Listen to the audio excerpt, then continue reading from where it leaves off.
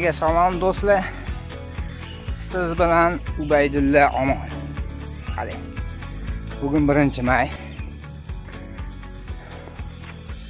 Yugurishni boshlaganimga roppa-rosa 1 oy bo'ldi. 30 kun avval tongda saharda turib yugurishga chiqdim. Nimalar o'zgardi 1 oy ichida? To'g'risini aytsam, hech narsa o'zgarmadi. Semirmadim, ozmadim. Lekin ammo ertalab vaqtli turganim hisobiga kunim barakali bo'ldi. Chidamlilik oshdi ozgina.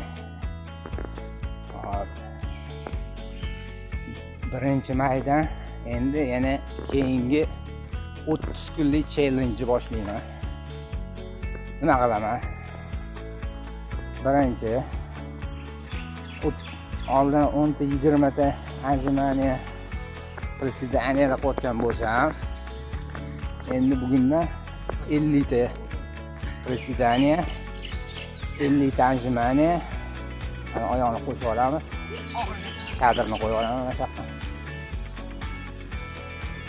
Hop, keyin 50 ta burpee, 50 ta Tyson ajmaniyasidan qilamiz.